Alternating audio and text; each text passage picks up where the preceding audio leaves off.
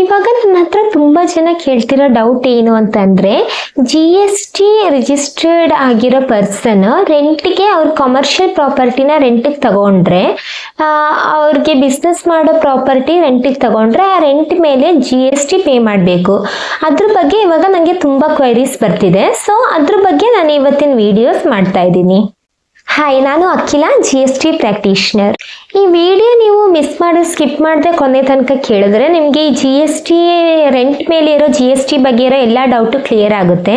ಮತ್ತು ಅದು ನೀವು ರೆಂಟ್ ಪೇ ಮಾಡಬೇಕಾಗಿರೋದು ರಿವರ್ಸ್ ಚಾರ್ಜ್ ಮೆಕ್ಯಾನಿಸಮ್ ಅಲ್ಲ, ಫಾರ್ವರ್ಡ್ ಚಾರ್ಜ್ ಮೆಕ್ಯಾನಿಸಮ್ ಅಲ್ಲ, ಇಲ್ಲ ಎಕ್ಸೆಂಪ್ಟೆಡಾ, ಇದ್ರ ಮೂರಲ್ಲಿ ಯಾವ್ದು ಬರುತ್ತೆ ಅಂತ ನಿಮಗೆ ಕ್ಲಿಯರ್ ಆಗಿ ಅರ್ಥ ಆಗುತ್ತೆ.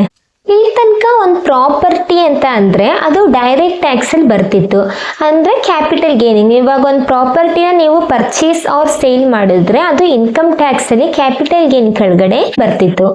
ಆದರೆ ಇವಾಗ ಜಿ ಎಸ್ ಟಿಯಲ್ಲಿ ಈ ಜಿ ಎಸ್ ಟಿಯಲ್ಲೂ ಪ್ರಾಪರ್ಟಿನ ಇನ್ಕ್ಲೂಡ್ ಮಾಡಿದ್ದಾರೆ. ಅದು ಯಾವುದ್ರಲ್ಲಿ ಬರುತ್ತೆ ಅಂತಂದರೆ ರೆಂಟ್. ಇವಾಗ ನೀವೊಂದು ಪ್ರಾಪರ್ಟಿನ ರೆಂಟಿಗೆ ಕೊಡ್ತಿದ್ದೀರಾ. ರೆಂಟಿಗೆ ಕೊಡೋದು ಅಂದರೆ ಅದಕ್ಕೆ ಎರಡು ಟೈಪ್ ಬರುತ್ತೆ. ಒಂದು ಕಮರ್ಷಿಯಲ್ ಪರ್ಪಸ್ಗೋಸ್ಕರ, ಇನ್ನೊಂದು ರೆಸಿಡೆನ್ಷಿಯಲ್ ಪರ್ಪಸ್ಗೋಸ್ಕರ.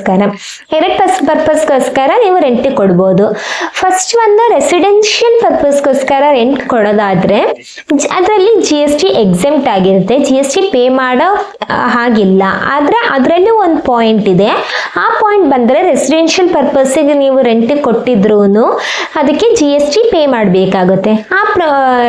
ಆ ಪಾಯಿಂಟ್ ಏನು ಅಂತ ನೋಡೋಣ. ಇದನ್ನ ಒಂದು ಚಾರ್ಟ್ ಮುಖಾಂತರ ನಾನು ಎಕ್ಸ್ಪ್ಲೇನ್ ಮಾಡ್ತೀನಿ, ಅವಾಗ ನಿಮಗೆ ಇನ್ನೊಂದು ಸ್ವಲ್ಪ ಕ್ಲಿಯರ್ ಆಗಿ ಅರ್ಥ ಆಗುತ್ತೆ. ಇವಾಗ ಸಪ್ಲೈಯರ್ ಟ್ಯಾಕ್ಸ್ ಪೇ ಮಾಡೋದಾದ್ರೆ ಅದನ್ನ ಫಾರ್ವರ್ಡ್ ಚಾರ್ಜ್ ಮೆಕ್ಯಾನಿಸಮ್ ಅಂತ ಹೇಳ್ತೀವಿ. ಮತ್ತೆ recipient G S T pay ಮಾಡೋದಾದ್ರೆ ಅದಕ್ಕೆ ರಿವರ್ಸ್ ಚಾರ್ಜ್ ಮೆಕ್ಯಾನಿಸಮ್ ಅಂತ ಹೇಳ್ತೀವಿ. ಸೊ ಇವಾಗ ಈ ಚಾರ್ಟಲ್ಲಿ ಇರೋದು ಇಬ್ರು ಅನ್ರಿಜಿಸ್ಟರ್ಡ್, ಸಪ್ಲೈಯರ್ ಮತ್ತೆ ರೆಸಿಪಿಯೆಂಟ್ ಇಬ್ರು ಅನ್ರಿಜಿಸ್ಟರ್ಡ್ ಪರ್ಸನ್. ಹಾಗಿದ್ದಾಗ ಆ ಸಿಚುವೇಶನ್ ಅಲ್ಲಿ ಏನಾಗುತ್ತೆ ಅಂತಂದ್ರೆ ಜಿ ಎಸ್ ಟಿ ಎಕ್ಸೆಂಪ್ಟೆಡ್ ಆಗುತ್ತೆ. ಇಬ್ರು ಅನ್ರಿಜಿಸ್ಟರ್ಡ್ ಆದರೆ ಜಿ ಎಸ್ ಟಿ ಎಕ್ಸೆಂಪ್ಟೆಡ್, ಏನು ಜಿ ಎಸ್ ಟಿ ಪೇ ಮಾಡಬೇಕಾಗಿಲ್ಲ ರೆಸಿಡೆನ್ಷಿಯಲ್ ಪ್ರಾಪರ್ಟಿ ಮೇಲೆ. ಮತ್ತೆ ನೆಕ್ಸ್ಟ್ ಪಾಯಿಂಟ್, ರಿಜಿಸ್ಟರ್ಡ್ ಪರ್ಸನ್ ಇನ್ನೊಂದು ರಿಜಿಸ್ಟರ್ಡ್ ಪರ್ಸನ್ಗೆ ಒಂದು ರೆಸಿಡೆನ್ಷಿಯಲ್ ಪ್ರಾಪರ್ಟಿನ ರೆಂಟಿಗೆ ಬಿಟ್ಟಿದ್ದಾರೆ. ಸೊ ಆ ಸಿಚುವೇಶನಲ್ಲೂ ಇದು ಜಿ ಎಸ್ ಟಿ ಎಕ್ಸೆಂಪ್ಟೆಡ್ ಆಗಿರುತ್ತೆ.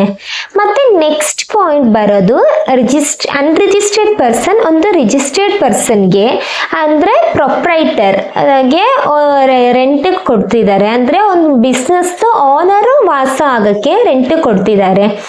ಜಿ ಎಸ್ ಟಿ ರಿಜಿಸ್ಟರ್ಡ್ ಆಗಿರೋ ಪರ್ಸನ್ಗೆ ಒಬ್ಬರು ಅನ್ರಿಜಿಸ್ಟರ್ಡ್ ಪರ್ಸನ್ ರೆಂಟಿಗೆ ಅವ್ರ ಪ್ರಾಪರ್ಟಿನ ರೆಸಿಡೆನ್ಷಿಯಲ್ ಪರ್ಪಸ್ಗೆ ಕೊಡ್ತಿದ್ದಾರೆ. ಈ ಥರ ಸಿಚುವೇಶನ್ ಅಲ್ಲಿ ಪ್ರೊಪ್ರೈಟರ್ ವಾಸ ಆಗ್ತಿದ್ರೆ ಅದು ಜಿ ಎಸ್ ಟಿಯಿಂದ ಎಕ್ಸೆಂಪ್ಟೆಡ್ ಆಗಿರುತ್ತೆ. ಮತ್ತೆ ಯಾವಾಗ ಜಿ ಎಸ್ ಟಿ ಪೇ ಮಾಡಬೇಕು ಅಂತ ಅಂದರೆ, ಒಂದು unregistered person G S T registered ಪರ್ಸನ್ಗೆ ರೆಂಟಿಗೆ ಒಂದು ಪ್ರಾಪರ್ಟಿನ ಕೊಡ್ತಿದ್ದಾರೆ. ಆದರೆ ಅಲ್ಲಿ ವಾಸ ಆಗ್ತಿರೋದು ಯಾರು ಅಂತ ಅಂದರೆ ಆ ಬಿಸ್ನೆಸ್ ಡೈರೆಕ್ಟರ್ ಇಲ್ಲ ಎಂಪ್ಲಾಯಿ, ಆ ಥರ ಬಿಸ್ನೆಸ್ಸಿಗೆ ರಿಲೇಟೆಡ್ ಆಗಿ ಇವಾಗ ಒಂದು ಬಿಸ್ನೆಸ್ ನಡೆಸ್ತಿರೋ ಪರ್ಸನ್ ಒಂದು ಪ್ರಾಪರ್ಟಿನ ರೆಂಟಿಗೆ ತಗೊಂಡು ಅದಕ್ಕೆ ಅವರ ಎಂಪ್ಲಾಯಿ ಇಲ್ಲ ಡೈರೆಕ್ಟರ್ ಇಲ್ಲ ಬಿಸ್ನೆಸ್ಗೆ ಸಂಬಂಧಪಟ್ಟದಂಗೆ ಯಾರಾದರೂ ಆ ಪ್ರಾಪರ್ಟಿಯಲ್ಲಿ ವಾಸ ಆಗೋಕ್ಕೆ ಕ್ವಾರ್ಟರ್ಸ್ ಥರ ಕೊಡ್ತಿದ್ರೆ ಆ ಪ್ರಾಪರ್ಟಿ ಮೇಲೆ G S T 18% G S ಟಿನ ಈ registered person reverse charge mechanism ಅಲ್ಲಿ ಪೇ ಮಾಡಬೇಕಾಗುತ್ತೆ. ನೆಕ್ಸ್ಟ್ ಕಮರ್ಷಿಯಲ್ ಪ್ರಾಪರ್ಟಿ ಮೇಲೆ ನೋಡೋಣ. ಈ ಚಾರ್ಟ್ ಇನ್ನೊಂದು ಸ್ವಲ್ಪ ಡೀಟೇಲ್ ಆಗಿ ಎಕ್ಸ್ಪ್ಲೇನ್ ಮಾಡುತ್ತೆ ಕಮರ್ಷಿಯಲ್ ಪ್ರಾಪರ್ಟಿ ಬಗ್ಗೆ. ಒಂದು ರಿಜಿಸ್ಟರ್ಡ್ ಪರ್ಸನ್ ಇನ್ನೊಂದು ರಿಜಿಸ್ಟರ್ಡ್ ಪರ್ಸನ್ಗೆ ಒಂದು ಕಮರ್ಷಿಯಲ್ ಪ್ರಾಪರ್ಟಿನ ರೆಂಟಿಗೆ ಬಿಟ್ಟಿದ್ದಾರೆ ಅಂದರೆ ಅದು ಫಾರ್ವರ್ಡ್ ಚಾರ್ಜ್ ಮೆಕ್ಯಾನಿಸಮ್ ಆಗಿರುತ್ತೆ. ಯಾಕಂದ್ರೆ ಇಬ್ರು ರಿಜಿಸ್ಟರ್ಡ್ ಪರ್ಸನ್. ಸೊ ಅದು ಫಾರ್ವರ್ಡ್ ಚಾರ್ಜ್ ಮೆಕ್ಯಾನಿಸಮ್ ಮೇಲೆ ಅಂದ್ರೆ ಸಪ್ಲೈಯರ್ ಜಿ ಎಸ್ ಟಿನ ರೆಂಟ್ ಮೇಲೆ 18% ಪೇ ಮಾಡಬೇಕಾಗುತ್ತೆ. ಮತ್ತೆ ಇನ್ನೊಂದು ರಿಜಿಸ್ಟರ್ಡ್ ಪರ್ಸನ್ ಅನ್ರಿಜಿಸ್ಟರ್ಡ್ ಪರ್ಸನ್ಗೆ ರೆಂಟ್ ಕೊಟ್ಟಿದ್ದಾರೆ ಕಮರ್ಷಿಯಲ್ ಪ್ರಾಪರ್ಟಿ ಅಂತ ಅಂದರೆ ಅದು ಫಾರ್ವರ್ಡ್ ಚಾರ್ಜ್ ಮೆಕ್ಯಾನಿಸಮ್ ಆಗಿರುತ್ತೆ. ಯಾಕಂದರೆ ಸಪ್ಲೈಯರ್ ಇಲ್ಲಿ ರಿಜಿಸ್ಟರ್ಡ್ ಪರ್ಸನ್ ಮತ್ತು ಟೆನೆಂಟ್ ಅನ್ರಿಜಿಸ್ಟರ್ಡ್ ಪರ್ಸನ್. ಸೊ ಅದು ಫಾರ್ವರ್ಡ್ ಚಾರ್ಜ್ ಮೆಕ್ಯಾನಿಸಮ್ ಮೇಲೆ ಜಿ ಎಸ್ ಟಿ ಪೇ ಮಾಡಬೇಕಾಗುತ್ತೆ. ಮತ್ತೆ ಅನ್ರಿಜಿಸ್ಟರ್ಡ್ ಪರ್ಸನ್ ಇನ್ನೊಂದು ರಿಜಿಸ್ಟರ್ಡ್ ಪರ್ಸನ್ಗೆ ಕಮರ್ಷಿಯಲ್ ಪ್ರಾಪರ್ಟಿನ ರೆಂಟ್ ಕೊಟ್ಟಿದ್ದಾರೆ. ಈ ತರ ಸಿಚುವೇಶನ್ ಅಲ್ಲಿ ರಿವರ್ಸ್ ಚಾರ್ಜ್ ಮೆಕ್ಯಾನಿಸಮ್ ಅಪ್ಲಿಕೇಬಲ್ ಆಗುತ್ತೆ. ಯಾಕಂತಂದ್ರೆ ಇವಾಗ ರೆಂಟ್ ಕೊಟ್ಟಿರೋ ಓನರ್ ಅನ್ರಿಜಿಸ್ಟರ್ಡ್ ಪರ್ಸನ್, ಬಟ್ ರೆಂಟಿಗೆ ತಗೊಂಡಿರೋರು ರಿಜಿಸ್ಟರ್ಡ್ ಪರ್ಸನ್. ಸೊ ಇಲ್ಲಿ ರಿಜಿಸ್ಟರ್ಡ್ ಪರ್ಸನ್ ಯಾರು? ಟೆನೆಂಟ್. ಸೊ ಟೆನೆಂಟ್ GSTನ ಗೌರ್ಮೆಂಟ್ಗೆ 18% ಪೇ ಮಾಡಬೇಕಾಗುತ್ತೆ. ಅದನ್ನು ಆಮೇಲೆ ITC ಕ್ಲೈಮ್ ಮಾಡ್ಕೋಬೋದು, ಆದರೆ ಇವಾಗ ಪೇ ಮಾಡಬೇಕು ಫಸ್ಟ್. ಅದಕ್ಕೆ ರಿವರ್ಸ್ ಚಾರ್ಜ್ ಮೆಕ್ಯಾನಿಸಮಿಂದ ಪೇ ಮಾಡಬೇಕಾಗುತ್ತೆ. ನೆಕ್ಸ್ಟ್ ಬರ್ತಿರೋದು ಇಬ್ರು ಅನ್ರಿಜಿಸ್ಟರ್ಡ್, ಅಂದರೆ ಓನರ್ ಮತ್ತು ಟೆನೆಂಟ್ ಇಬ್ರು ಅನ್ರಿಜಿಸ್ಟರ್ಡ್ ಪರ್ಸನ್ ಆಗಿದ್ರೆ ಅಲ್ಲಿ GST ಎಕ್ಸೆಂಪ್ಟ್ ಆಗುತ್ತೆ. ಇವಾಗ ಇದು GST ರೆಂಟ್ ಮೇಲೆ GST ಹೇಗೆ ಪೇ ಮಾಡೋದು ಅನ್ನೋದನ್ನ ಇವತ್ತಿನ ವಿಡಿಯೋದಲ್ಲಿ ಕಲ್ತ್ಕೊಂಡ್ರಿ. ಅದು ರೆಸಿಡೆನ್ಷಿಯಲ್ ಪರ್ಪಸ್ಸಿಗೋಸ್ಕರ ತಗೊಂಡ್ರೆ ಯಾವ ಥರ ಆಗುತ್ತೆ, ಮತ್ತು ಕಮರ್ಷಿಯಲ್ ಪರ್ಪಸ್ಸಿಗೆ ರೆಂಟಿಗೆ ತಗೊಂಡ್ರೆ ಯಾವ ಥರ ಪೇ ಮಾಡಬೇಕು ಅಂತ ಎಕ್ಸ್ಪ್ಲೇನ್ ಮಾಡಿದೆ.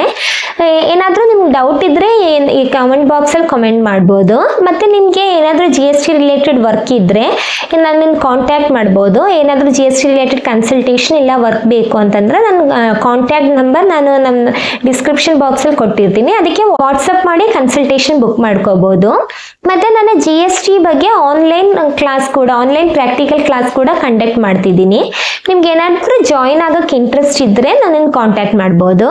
ಸೊ ನನ್ನ ಕಾಂಟ್ಯಾಕ್ಟ್ ನಂಬರ್ ಡಿಸ್ಕ್ರಿಪ್ಷನ್ ಬಾಕ್ಸಲ್ಲಿದೆ.